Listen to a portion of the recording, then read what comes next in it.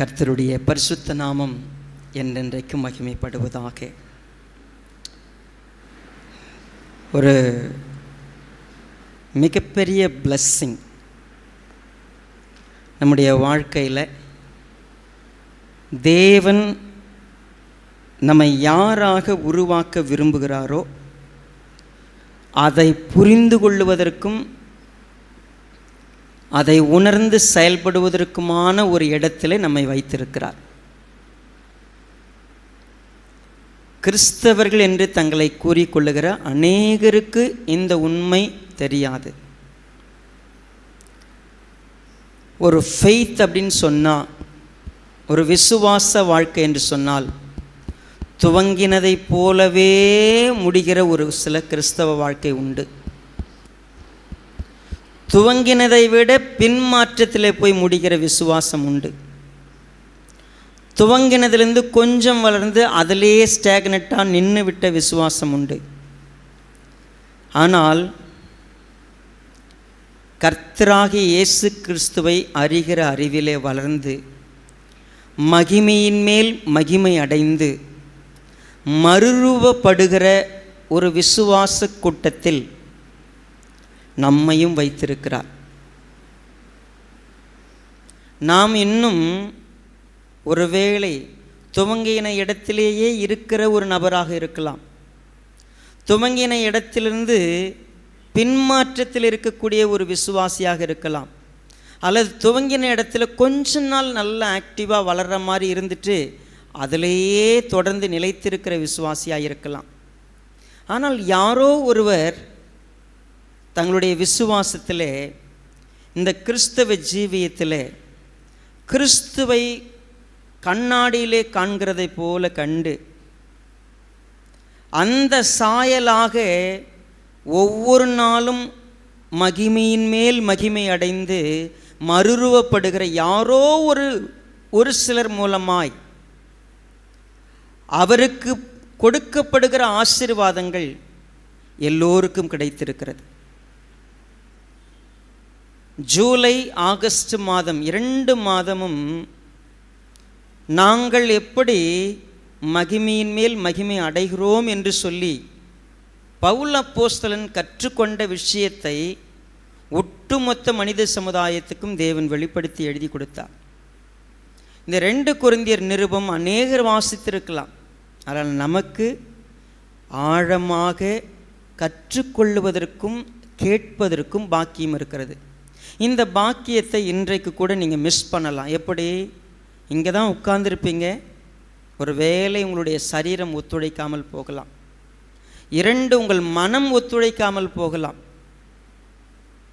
ஆனால் நான் வேண்டிக் கொள்வது இதுதான், இத்தனை செய்தி கேட்டோம், always the conclusion very important. நான் இதை கொஞ்சம் கவனமாக கேட்டால், நான் இதுவரைக்கும் கேட்ட எல்லாவற்றையும் இன்னும் ஒரு முறை பார்த்து என் ஆத்துமாவுக்கு பிரயோஜனமாக இந்த செய்தியை பயன்படுத்தி கொள்ளலாம். ஒரு விஷயம் கண்களை மூடி ஆண்டவர்கிட்ட ஒப்பு கொடுக்கலாமா? இரக்கமுள்ள எங்கள் நல்ல பிதாவே, இந்த வேலையை ஆசீர்வதிங்க.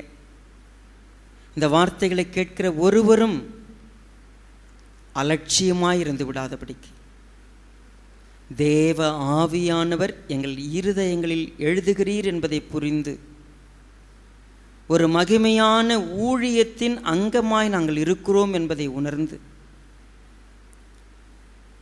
சத்தியத்தை நீர் வெளிப்படுத்துகிறீர் என்பதை ஒத்துக்கொண்டு இருளுள்ள ஸ்தலத்தில் பிரகாசிக்கிற வெளிச்சத்தை போன்று இந்த ஜீவ வார்த்தை எங்கள் இருதயத்தில் பிரகாசிக்கும்படி செய்கிறீர் என்பதை நாங்கள் எல்லா விதத்திலும் புரிந்து கொண்டவர்களாக நீர் எங்களோடு கூட பேசுங்க என்று அர்ப்பணிக்கிற ஒரு கூட்டமாய் இந்த வார்த்தைகளை கேட்க கிருபை செய்யும்படியாக ஒப்பு கொடுத்து மீட்பர் பாதம் அணிந்து நன்றியோடு ஜெபிக்கிறோம் நல்ல பிதாவே, ஆமென். 2 வாரம் நம்ம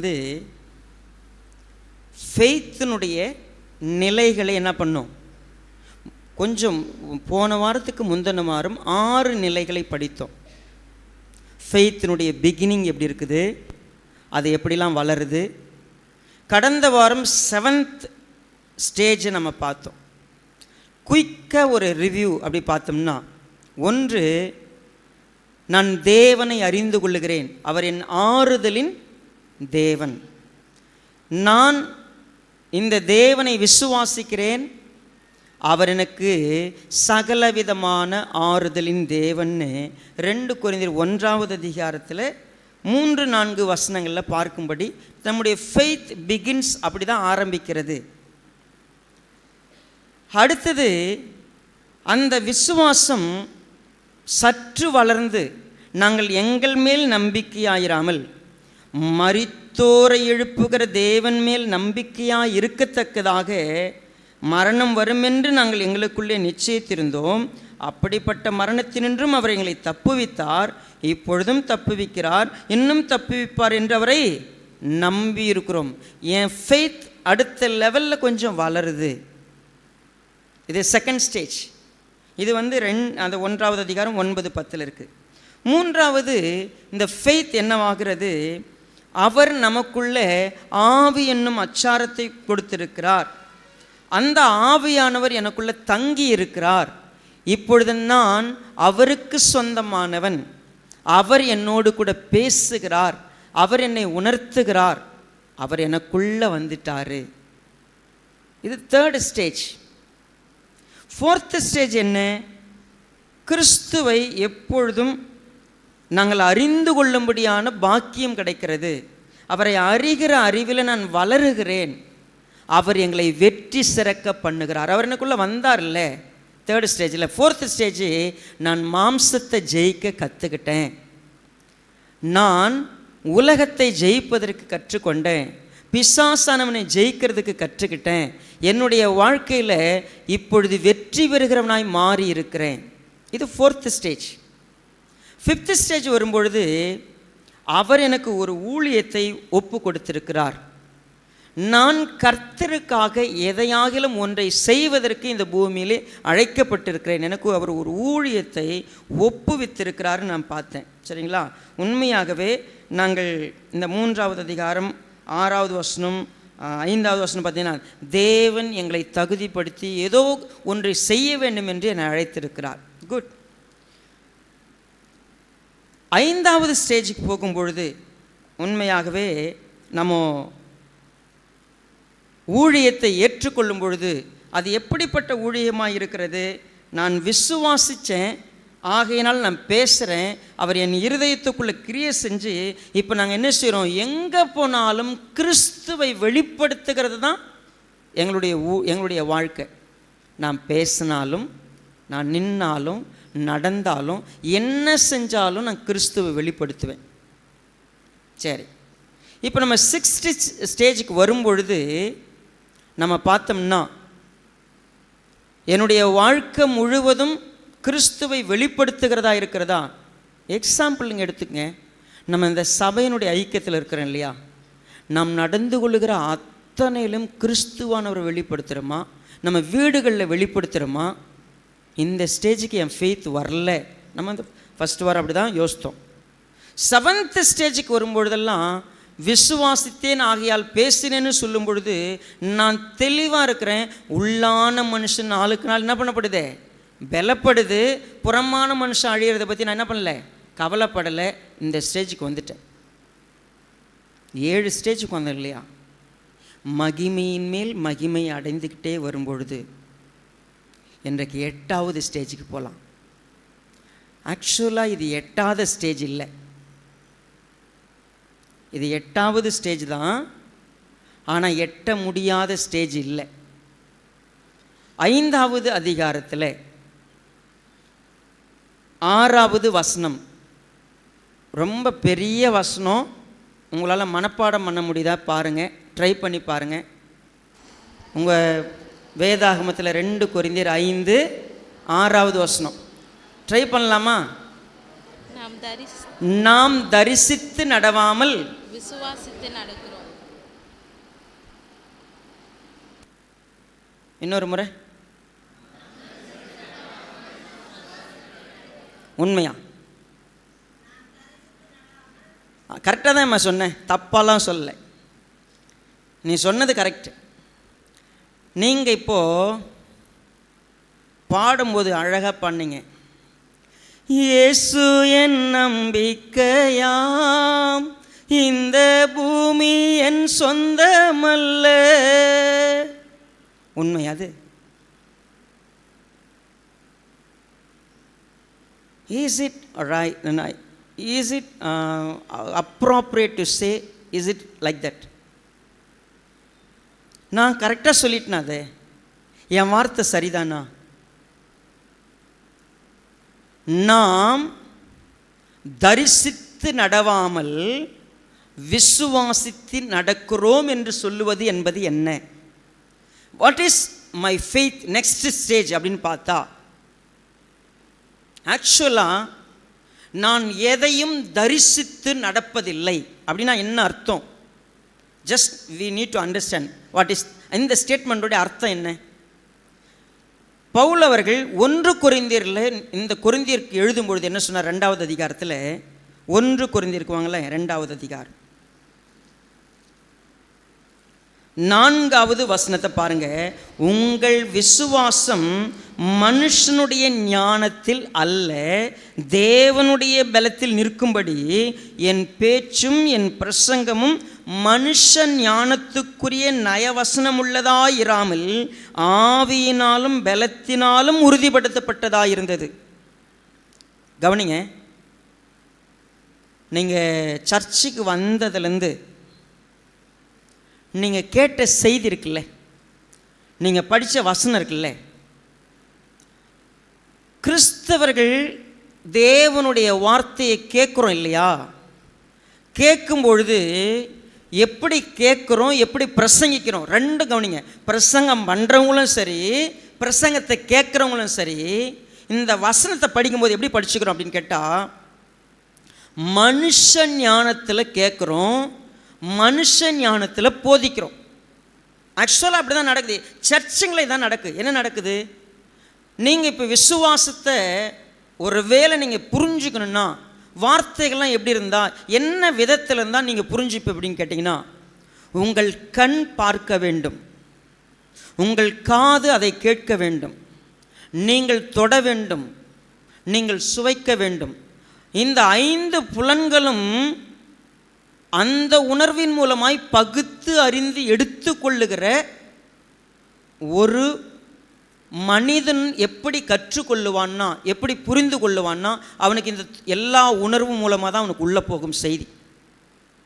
நான் சொல்கிறது புரியுதா பாருங்கள். நீங்கள் ஒரு காட்சியை பார்த்தீங்கன்னா மறக்க மாட்டீங்க. யாரோ ஒருத்தர் உங்கள் இருதயத்தில் உடைக்கிற மாதிரி ஒரு வார்த்தை சொன்னது ஜென்மத்துக்கு மறக்க மாட்டீங்க. நீங்கள் என்றைக்கோ ஒரு நாள் ஒரு டேஸ்ட் சாப்பிட்ருப்பீங்க. உதாரணத்துக்கு ஒரு பிரியாணி ஒரு இடத்துல சூப்பராக சாப்பிட்ருப்பீங்க. எந்த இடத்துல பிரியாணி சாப்பிட்டாலும் உங்களுக்கு எந்த பிரியாணி ஞாபகம் வரும்? அந்த பெஸ்ட்டாக சாப்பிட்டது. அது மாதிரி இது இல்லை. அந்த நாக்கில் ஒன்று உணர்ந்துருச்சு பாருங்களேன், அது உங்கள் மனசில் போய் பதிஞ்சிடும். தொடு உணர்வு, சுவை உணர்வு, செவி உணர்வு, நுகர்வு உணர்வு, பார்வையில், இது எல்லாம் ஒரு மனிதனுக்கு செய்தியை கொண்டு போய் சேர்க்கிறது. மனுஷ ஞானம் என்ன செய்கிறது அப்படின்னு கேட்டால், நான் எதை பார்க்கிறேனோ, எதை அனுபவிக்கிறேனோ, என்னால் அதை தான் எடுத்துக்க முடியும். விசுவாசத்துக்கும் இதுக்கும் சம்மந்தம் இல்லை. நீங்கள் தொட்டு பார்த்து கற்றுக்கலாம், நீங்கள் கண்ணால் பார்த்து எடுத்துக்கலாம், நீங்கள் கேட்டதுனால எடுத்துக்கலாம், அப்படிலாம் கிடையாது. ஏன்னா என்னுடைய பேச்சு எப்படி கிடையாது, நயவசனம் உள்ளதில்லை. உங்களுடைய விசுவாசம் மனுஷ ஞானத்தினால் வரக்கூடாது. ஆக்சுவலாக எல்லா சர்ச்சில் என்ன நடக்குது தெரியுமா? மனுஷன் ஞானத்தில் உட்காந்து கேட்போம், மனுஷன் ஞானத்தில் போதிப்போம். அதனுடைய விளைவு கொஞ்ச நேரத்தில் அது நமக்கு உதவியே செய்யாது. பவுல் அவர்கள் என்ன சொல்கிறாரு கொரிந்து சபைக்கு, ஒரு மாம்சத்துக்குரிய சபையாக இருக்கிறது. உங்களை பார்த்தா நீங்கள் ஆவிக்குரியவங்களாக இருந்திருக்கணும், ஆனால் இல்லை. நீங்கள் யார் தெரியுமா? மனுஷ மார்க்கத்தில் நடக்கிறீங்க, ஜென்ம சுபாவத்தில் இருக்கிறீங்க, மாம்சத்துக்குரிய குழந்தைகள் நீங்கள். ஆவிக்குரிய வாழ்க்கையில் ரொம்ப பேபிஸாக இருக்கிறீங்க, மாம்சம்தான் உங்களை ஆளுது. இப்போ நான் ஒன்று உங்களுக்கு சொல்லட்டுமா? ஆதியிலேருந்து உங்கள் விசுவாசத்துக்கு நாங்கள் சகாயராக இருக்க விரும்பணும்.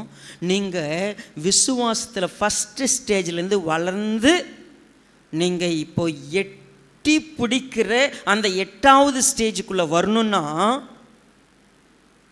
நீங்கள் உங்கள் விசுவாச துவக்கம் இருக்குல்ல, அதை கர்த்தர் உங்கள் இருதயத்தில் துவங்கியிருக்கணும். ஆவியானவர் உங்ககிட்ட தொடர்ந்து பேசணும். நீங்கள் அதை பிடிச்சிக்கிட்டு வளர்ந்துருக்கணும். ஆனால் நீங்கள் கேட்டு என்ன தெரியுமா செய்வீங்க?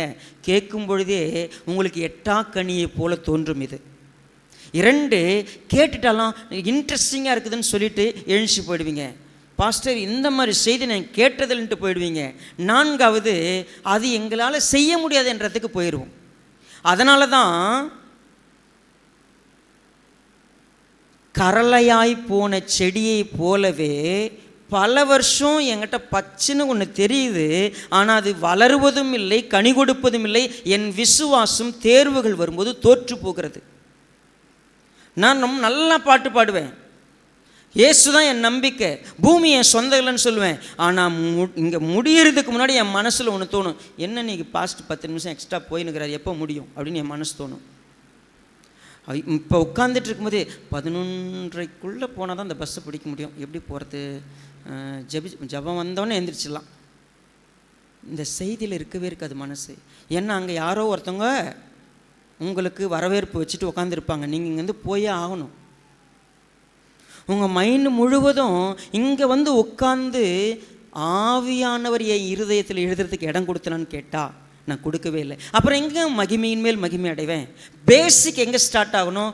ஆவியானவர் என் இருதயத்தில் எழுதணும். சரி, இப்போ பாருங்கள், என் கூடவே இந்த பைபிளை நீங்கள் கொஞ்சம் படித்து பாருங்கள். இந்த 2வது அதிகாரம் 1 Corinthians 2 பாருங்கள். அதாவது பேசினார் இல்லையா, 6வது வசனம், தேறினவர்களுக்குள்ளே ஞானத்தை பேசுகிறோம், இப்பிரபஞ்சத்தின் ஞானத்தை அல்ல, அழிந்து போகிறவர்களாகிய இப்பிரபஞ்சத்தின் பிரபுகளுடைய. இப்போ கவனிங்க, உங்கள் பைபிள் இருக்கா பாருங்க, நான் வாசிக்கிறது கொஞ்சம் கவனிங்க. 7வது வசனம், உலக தோற்றத்துக்கு முன்னே தேவன் நம்முடைய மகிமைக்காக ஏற்படுத்தினதும் மறைக்கப்பட்டதுமாயிருந்த ரகசியமான தேவ ஞானத்தையே பேசுகிறோம். ஒரு சிலர் ரொம்ப ஃபீல் பண்ணுறீங்க, பாஸ்டர் இந்த செய்தியை கொஞ்ச நாளைக்கு முன்னாடி கொடுத்துருக்கக்கூடாது, இப்போ போய் சொல்லி கொடுக்குறீங்களே.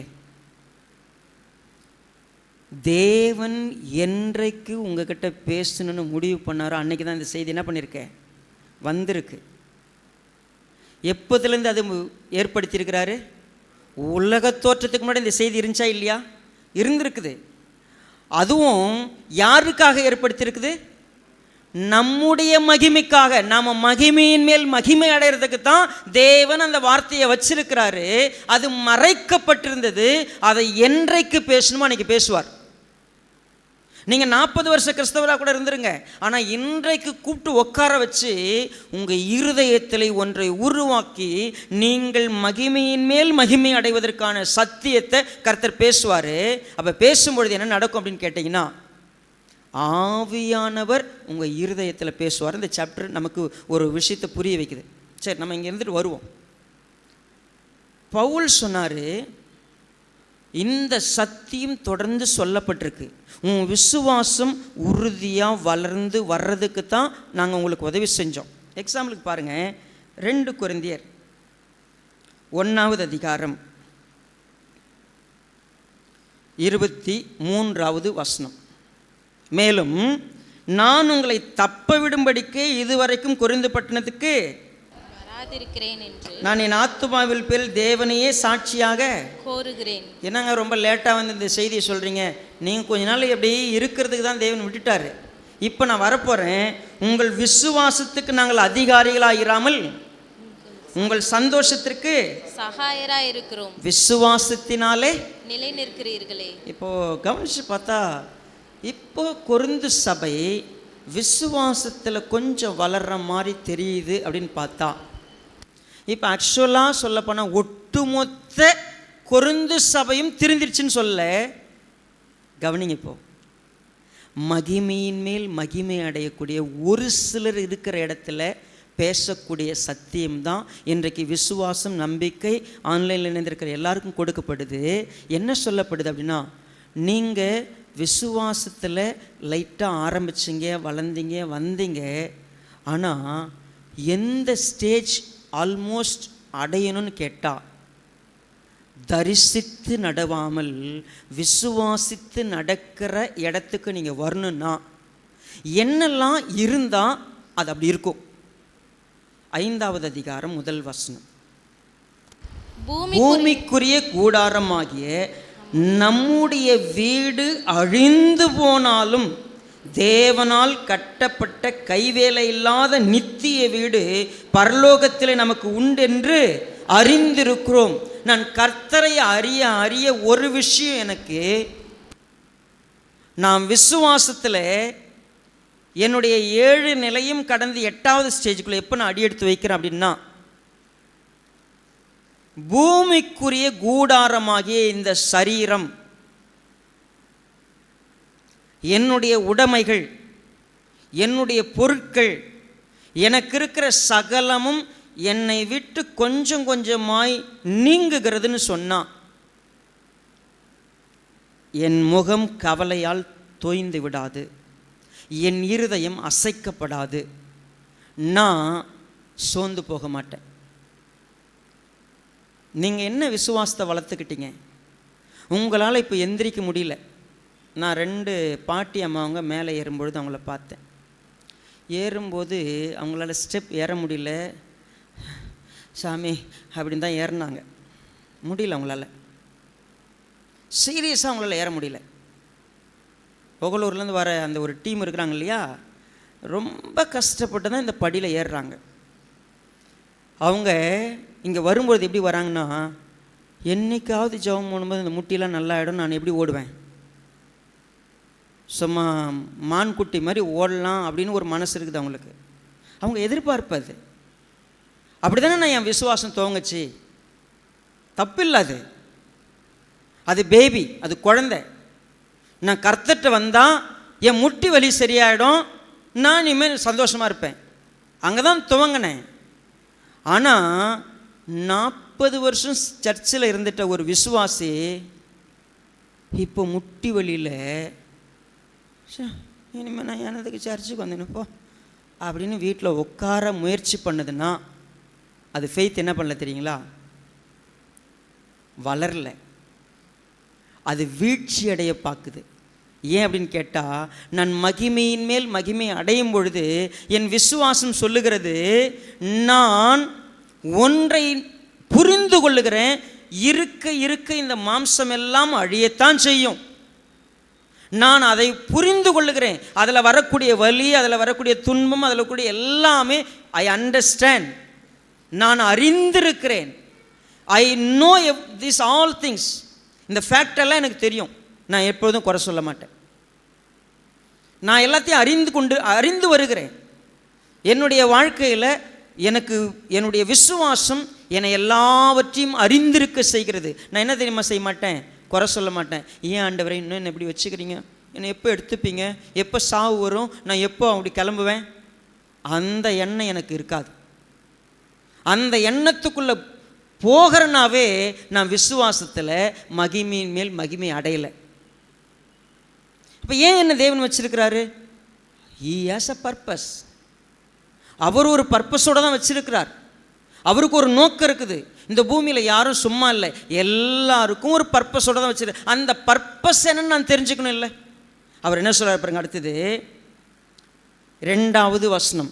ஏனெனில் இந்த கூடாரத்தில் நாம் தவித்து நம்முடைய பரம வாசஸ்தலத்தை தரித்து கொள்ள மிகவும் வாஞ்சையுள்ளவர்களாய் இருக்கிறோம். இப்போ இந்த கூடாரத்தை உடனடியாக நீக்கி போட்டலன்னு சொல்லலாமா அப்படின்னு பார்த்தா இல்லை. மரணமானது ஜீவனாலே விழுங்கப்படுவதற்காக போர்வையை தரித்தவர்களாக இருக்க வேண்டும் என்று விரும்புகிறோம். அது 4வது வசனத்தில் இருக்கு. அப்படி பார்த்தா அவருடைய விசுவாசம் என்ன செய்து, நான் நித்தியத்துக்கு போய் சந்தோஷமாக இருப்பேன். நித்தியத்தில் அளவற்ற, அதுக்கு எண்ணி முடியாத நாள், அதுக்கு வருஷம், ஒரு வருஷத்தை சொல்ல முடியாது. எனக்கு எல்லா மகிமையும் அங்கே இருக்க போகிறது, எல்லா சந்தோஷமும் அங்கே இருக்க போகுது. அங்கே என்ன கிடையாது? கண்ணீர் கிடையாது, கவலை கிடையாது, துன்பம் கிடையாது, துக்கம் கிடையாது, பாடு கிடையாது, உபத்திரம் கிடையாது, பசி கிடையாது, நிர்வாணம் கிடையாது, எதுவுமே இல்லை. அப்படிப்பட்ட ஒரு வாழ்க்கையை எனக்கு தேவன் ஏற்படுத்தியிருக்கிறார். நான் கர்த்தரை அறிந்து கொள்ள அறிந்து கொள்ள அறிந்து கொள்ள எனக்கு நித்தியத்தினுடைய மகிமையை நான் கொஞ்சம் கொஞ்சமாக அறிந்து கொண்டு அந்த மகிமைக்கு போகிற வரைக்கும் இந்த பூமியில் எனக்கு ஒரு வேலை இருக்குது. அது என்ன வேலை? சொல்லப்போனால் 5வது வசனம், இதற்கு நம்மை ஆயத்தப்படுத்தி இருக்கிறவர் தேவனே. சரியாக சொல்லப்போனால் தயார் பண்ணுறவர் யாரு? தேவன். ஆவி என்னும் அச்சாரத்தை நமக்கு தந்தரும். அச்சாரம்னா என்னன்னு தெரியுமா உங்களுக்கு? ஆவி என்னும் அச்சாரத்தை கொடுத்துருக்கிறார் அப்படின்னு என்ன? Any answer? அட்வான்ஸ். அச்சாரம்னா என்னது? அட்வான்ஸ் அப்படின்னா என்ன அப்படின்னு கேட்டிங்கன்னா, நான் ஒரு பொருளை வாங்க போகிறேன் அப்படின்னு சொல்லி முன்தொகை கொடுத்துட்டா அந்த பொருள் என்னது? எனக்கு உறுதி, நான் வாங்கிக்கலாம். பரலோகத்தில் நீ போய் இருப்ப அப்படிங்கிறதுக்கு உனக்கு ஒரு அட்வான்ஸ் கொடுக்கப்பட்டிருக்குது. அது என்னது? ஆவியானவர். எனக்குள்ளே யார் இருக்கிறா? இப்போ ஆவியானவர் இருக்கிறார். அதானே 1வது அதிகாரம் 20-21 வாசித்தோம். எனக்கு நீ பரலோக பிரஜை, நீ பரலோகத்தில் வந்து இருக்க போகிறங்கிறதுக்கு அச்சாரம், அட்வான்ஸ் ஒருத்தரை கொடுத்துருக்கிறாரு. அதுக்கு தான் உன்னை தயார் பண்ணிக்கிட்டு இருக்கிறார். இப்போ நீ நான் எதுக்கு சர்ச்சுக்கு வரோம்? கடமைக்கு வரோம்ல, வேற வழி இல்லாத வரோம்ல, போய் ஆகணும் அப்படின்னு வரல. இல்லை இல்லை, நான் சபைக்கு வருவது எதற்கு? என்னை தேவன் தகுதிப்படுத்தி கொண்டிருக்கிறார். மகிமையின் மேல் மகிமை அடைவதற்கான வார்த்தைகளை கொடுக்கிறாருங்க. நான் மகிமையின் மேல் மகிமை அடைகிறதுக்கு தான் சபைக்கு வரேன். சபையில் நீங்கள் வந்து என்ன பண்ணுறீங்கன்றதில்ல, கர்த்தர் உங்களுக்குள்ள என்ன பண்ணுறாரு? நான் பாட்டு பாடினேன், நான் பாத்திரம் கழுவுனேன், நான் சர்வ் பண்ணேன், நான் கூட்டினேன், பெருக்க, அது என்னுடைய ஊழியம். ஆனால் நான் யாராக மாறுறதுக்கு சர்ச்சுக்கு வந்தேன். நீங்கள் இவ்வளோ நாள் வந்தீங்கல்ல, உண்மையவே ஆவியானவர் பேசும்போது, தேவன் ஆவியானவர் உங்கள் இருதயத்தில் எழுதும்போது, தேவன் உங்ககிட்ட பேசும்பொழுது செவி கொடுத்து, உலக ஞானத்தில் இல்லை, ஆவியானவர் சொல்கிறத அப்படியே கேட்டு என் மனசில் பதிச்சு நான் என்ன செய்வேன்? இனி பூமிக்குரிய கூடாரம் அழிஞ்சா நான் கவலைப்படக்கூடாது. பூமியுடைய விஷயங்கள் கொஞ்சம் கொஞ்சமாக வீக்கானா சோர்ந்து போய், என்னை ஏன் படிச்சிங்க, என்னை ஏன் இன்னும் வச்சிருக்கிறீங்க, இன்னும் எவ்வளோ தான் நான் பாடுபடுறதுன்னு அப்படி சொல்லாத. எனக்கு ஒன்று தெளிவாக இருக்குது, அங்கே போனால் நித்தியமாய் மகிமையில் இருக்க போகிறேன். எனக்கு அதுக்கு தகுதிப்படுத்துறதுக்கு தான் இங்கே வச்சிருக்கிறார். அந்த தகுதியை நான் அடையிற வரைக்கும் நான் தவிச்சாகணும், வேற வழி இல்லை. நான் தவிக்கிறேன். எதுக்கு? மகிமையின் மேல் மகிமை அடைகிறதுக்கு, மகிமையை நான் அடைந்து கொள்ளுவதற்கு. அந்த மகிமையில் போய் சேர்றதுக்கு முன்னாடி எனக்கு ஒரு விஷயம் நடக்கிறது. என்னெல்லாம் நான் என்ன பண்ண வேண்டியதாக இருக்குது?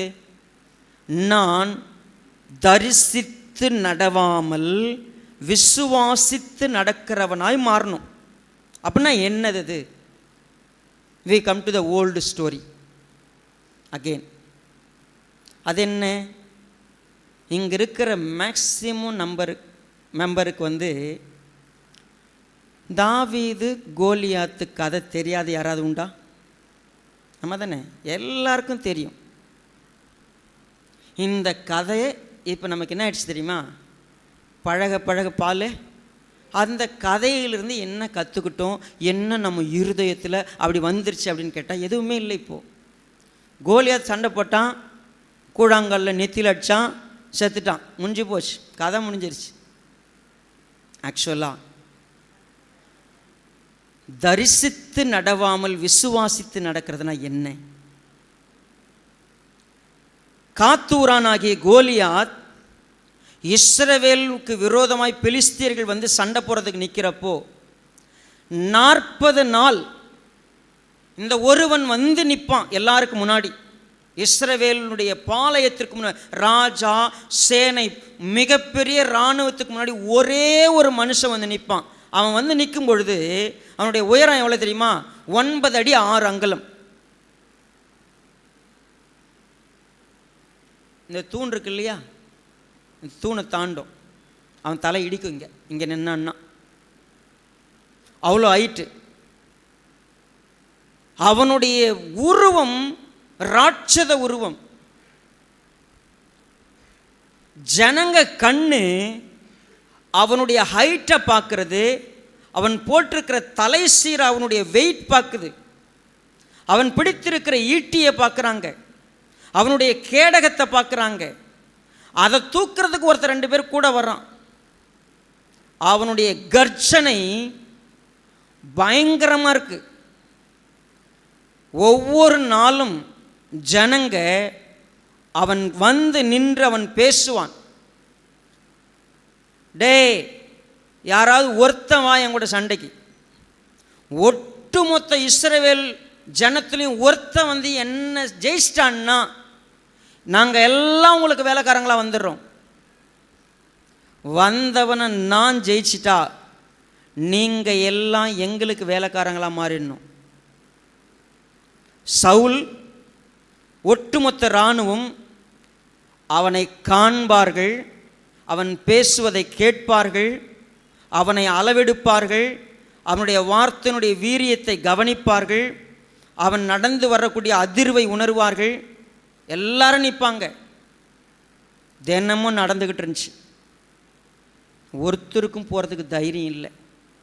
ஆனால் செய்தி மட்டும் சொல்லப்பட்டது. தினமும் ஒரு செய்தி சொல்லப்படும். என்ன செய்தி சொல்லப்படும் தெரியுமா? டேய், இங்கே யாராவது இருக்கிறீங்களா? எவனாவது போய் கோலியாத்தை ஜெயிச்சிட்டா அவன் என்னெல்லாம் ஆசீர்வாதம் உடையவனாக மாறுவான் தெரியுமா அப்படின்னு ஒரு பெரிய, அதாவது சவுல் ராஜாவுக்கு ரொம்ப தைரியம். என்ன தைரியம்? நாம் இப்போ அறிவிச்சிருக்கிற பரிசை வாங்கிறதுக்கு அவனுக்குமே இங்கே தைரியம் கிடையாது. அதனால் எக்ஸ்ட்ரா பில்டிங்லாம் விட்டு வச்சுருக்கிறான். இப்போ சொல்லப்போனால் கோலியாத்தை ஜெயிச்சா 5 கோடி ரூபாய் கொடுப்பேன்டா, அவனுக்கு என் பொண்ணை கல்யாணம் பண்ணி வைப்பேன்டா, அடுத்தது அவனுக்கு வீடு கொடுப்பேன்டா அப்படின்னு பயங்கரமாக பெரிய ஸ்கீம் இருக்குது. யதார்த்தமாக ஒருத்தங்க வந்தான் சாப்பாடு கொடுக்கறதுக்கு. வந்தவன் எல்லாரையும் விசாரிச்சுட்டு நல்லா இருக்கீங்களா நல்லா இருக்கீங்களான்னு பார்த்து கேட்டுக்கிட்டு இருக்கிறான். அப்போ திடீர்னு இப்போ வழக்கமாக நடக்குது. வந்தான், வழக்கத்தின்படி அவன் சொல்கிறத சொன்னான். அவன் சொல்கிறத கேட்ட உடனே தாவீதுக்கு அதுக்குள்ளே அப்படி கூசுது.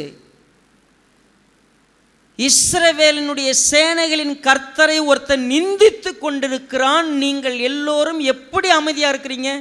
டேய் சும்மாறா, சத்தமாக பேசுகிறாதரா, யார் காதிலே அது விழுந்துற போது, அமைதியாடுறா. டேய், அவனை கொண்டா என்னடா நடக்கும்?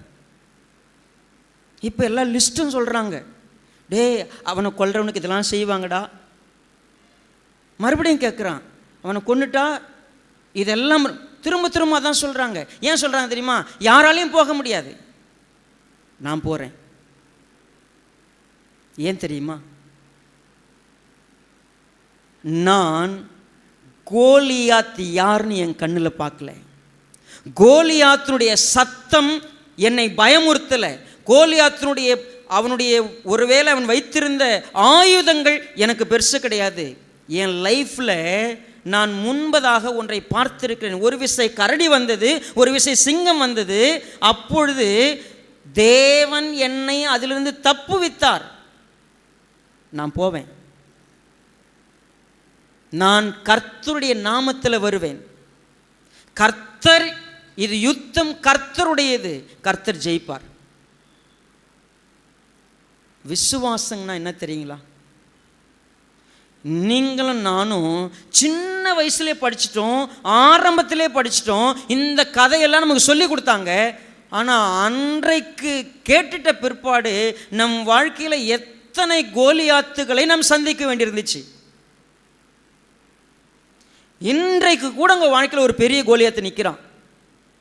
ஆனால் உங்களுக்கு தரிசித்து தரிசித்து தரிசித்து விசுவாசத்தை கீழே தள்ளிட்டு விசுவாசம் இல்லாமல் சும்மா நினச்சா அழுவோம், நினச்சா புலம்புவோம், எந்த நேரமும் தடுமாறுவோம். ஒன்றும் இல்லை. விசுவாசித்து நடக்கிற ஒரு விசுவாசியை விசுவாச சபையில் பார்க்க முடியல. எல்லாம் தரிசனம், பார்க்கறதுக்கு ஏற்ற மாதிரி தான், சூழ்நிலைக்கு ஏற்ற மாதிரி தான், சந்தர்ப்பத்துக்கு ஏற்ற மாதிரி தான், ஃபிசிக்கலாக எல்லாத்தையும் பார்க்கறதுக்கு ஏற்ற மாதிரி தான் என் விசுவாசம். மகிமையின் மேல் மகிமை அடையுமான்னு கேட்டா இல்லவே இல்லை. நான் ஒவ்வொரு நாளும் ஜெயம் கொள்ளுகிறவனாய் மாறி இருக்கணும். கிறிஸ்துவுக்குள் எங்களை வெற்றி சிறக்க பண்ணுகிற, எங்களை ஜெயம் கொள்ளுக செய்கிற தேவன் அவர். எங்கள் வாழ்க்கையில் வர எல்லாத்தையும் ஜெயிக்க முடியும். எப்போ தெரியுமா? நான் தரிசித்தல்ல, தொட்டு பார்த்தல்ல, உணர்ந்து பார்த்தல்ல, என் இருதயத்தில் நான் விசுவாசிக்கிறேன். எல்லாவற்றையும் தேவன் ஏற்றவல்ல சரியாய் நடத்துவாருங்கிற விசுவாசம் எனக்கு இல்லை. எந்த நேரமும் போய் புலம்புறேன், எந்த நேரமும் நடுங்குறேன், கலங்குறேன். என் வாழ்க்கையில் ஒரு தைரியம் இல்லை, ஒரு சந்தோஷம் இல்லை. அவர் சொன்னார், நாங்கள் தைரியம் உள்ளவர்களாகவே. பாருங்க, 2 கொரிந்தியர் 5:8 வசனத்தை பாருங்க. ஏன் 7வது வசனம் வாசிங்க. இந்த தேகத்தில் குடியிருக்கையில் கர்த்தரிடத்தில் குடியிராதவர்களாய் இருக்கிறோம் என்று அறிந்தும் எப்பொழுதும் தைரியமாயிருக்கிறோம்.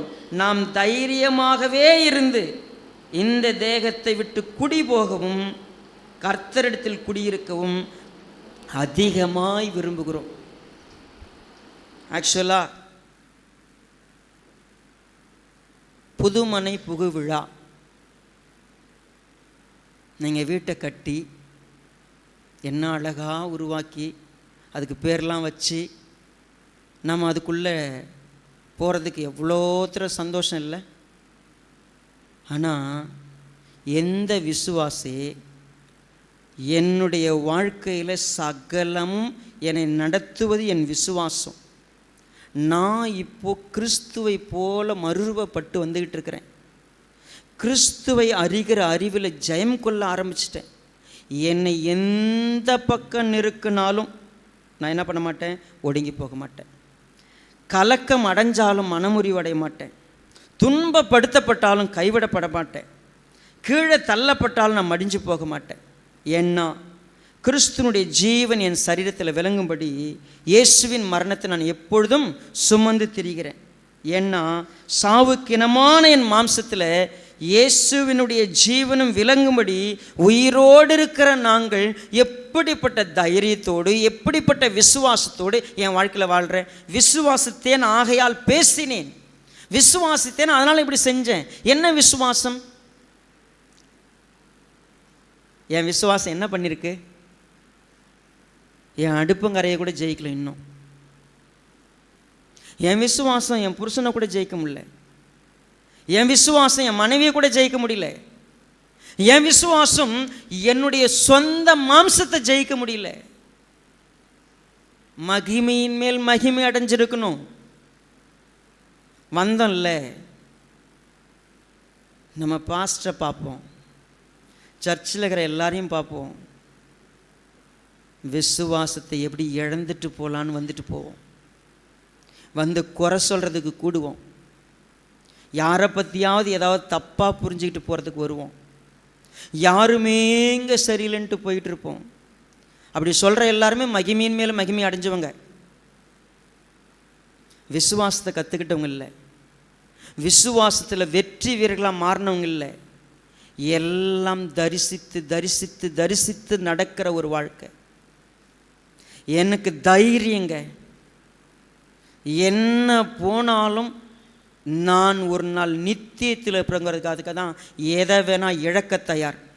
என் பேர் போனால் என்ன, என் புகழ் போனால் என்ன, எனக்கு எது போனால் எனக்கு எதை பற்றியும் கவலை இல்லை. ஒன்று எனக்கு, நான் அவரை மாதிரி மாறுறதுக்கு அழைக்கப்பட்டேன். நீங்கள் மாறினீங்களா? நீங்கள் ஒரு விசுவாசம் வச்சுருக்கீங்களே, நீங்கள் ஒரு ஜெபம் பண்ணால் உங்களுக்கு சரியாயிடும். இல்லை உங்களுடைய வாழ்க்கையில் தேவைகளுக்கு ஜெபம் பண்ணுறது. நான் ஒரு கிறிஸ்தவனாக இருக்கிறதுனால நான் பரலோகம் போயிடுவேன். பைபிள் வாசிக்கிறதுனால, ஊழியத்துக்கு ஏதோ சின்னதாக உதவியாக இருக்கிறதுனால. இன்னும் நீங்கள் தரிசித்து கற்றுக்கொள்ளுகிறவர்கள்.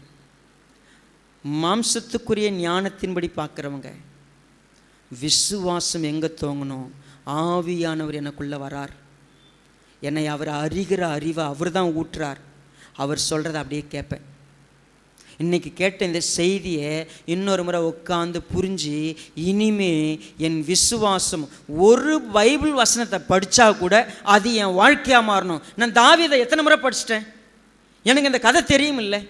ஆனால் அவன் தரிசித்து நடக்காத விசுவாசத்தோடு நடந்தவன்னு ஏன் நான் கற்றுக்கல? என் வாழ்க்கையில் எனக்கு பிரச்சனை வரும்போது நான் பிரச்சனை என்னதுன்னு ஏன் நான் பார்த்தேன்? தேவன் அதை எப்படி தீர்ப்பார்? என்னுடைய பலத்தில், என் கூழாங்கல்ல ஒன்றுமே கிடையாது, என் திறமையில் ஒன்றுமே கிடையாது. கர்த்தருக்காக நான் போவேன், கர்த்தருடைய நாமத்தில் போவேன், கர்த்தர் ஜெயிப்பார். ஜெயிச்சான்ல, ஏன் நம்ம வாழ்க்கையில் ஜெயிக்கல? உண்மையாகவே பரலோகம் தான் நம்ம இலக்கா, இல்லை இந்த பூமி தான் நம்ம இலக்கா? நீங்கள் இன்னொரு முறை பாண்டிங்கன்னா தெளிவாக சொல்லிடுங்க. பூமியின் நம்பிக்கையாம், பரலோகம் என் சொந்தமல்ல. இயேசு என் நம்பிக்கையாம், இந்த பூமி என் சொந்தம் அல்லன்னு சொன்னா எதை பற்றி நான் கவலைப்பட மாட்டேங்க. எல்லாத்தையும் எடுத்துக்கணும், எனக்கு நான் நல்லா இருக்கணும்.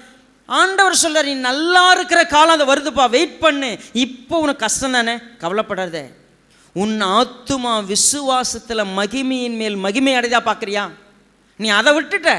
இந்த கொஞ்ச நாள் இருக்கிற விஷயத்துக்கு பிடிச்சிக்கிட்டு பிடிவாதம் பண்ணிக்கிட்டு உன் இருதயத்தில் கசப்பை வளர்த்துக்கிட்டு வைராக்கியத்தை வளர்த்துக்கிட்டு எல்லாரையும் விரோதத்தில் வளர்த்துக்கிட்டு நீ எங்கே போவ? இங்கே தானே உட்காந்துருந்தீங்க. நல்லா யோசித்துங்க.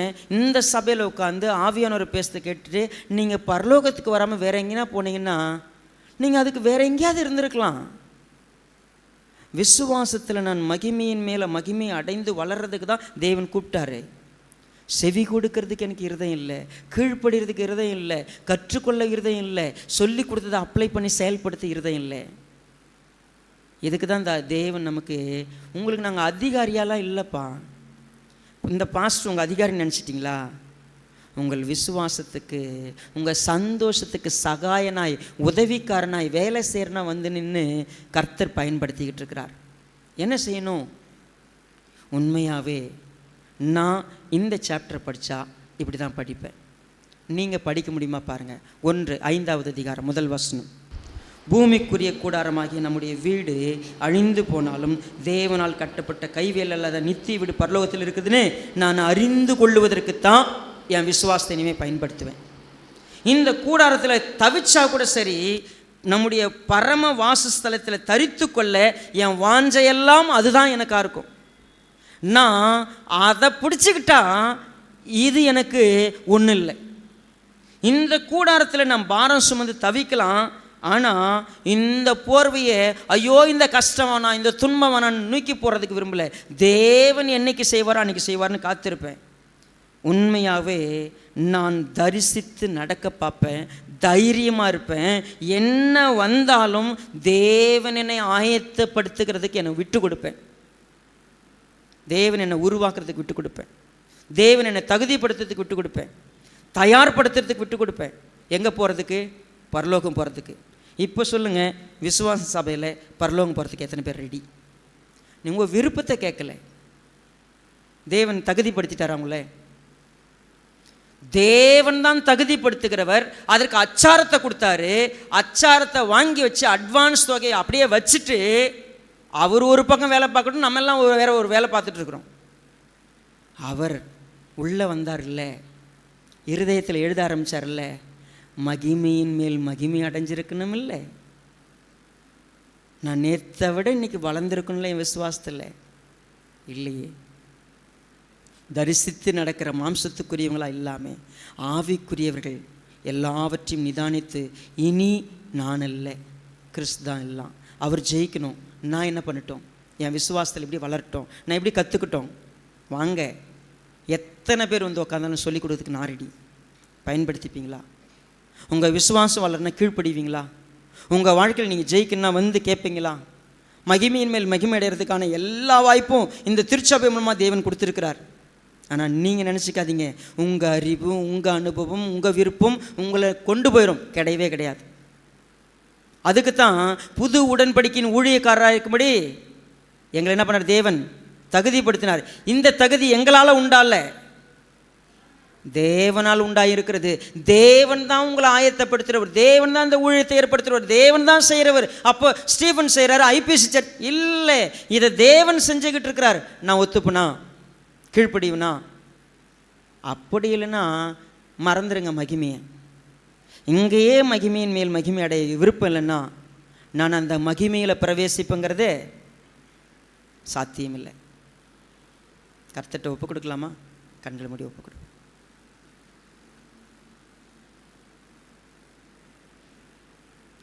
பரிசுத்த பிதாவே, எங்களை நேசிக்கிறப்பா, எங்களோடு திட்டமாய் இந்த 2 மாதமும் பேசியிருக்கிறீங்க. எங்கள் இருதயம் உடைக்கப்படட்டும்.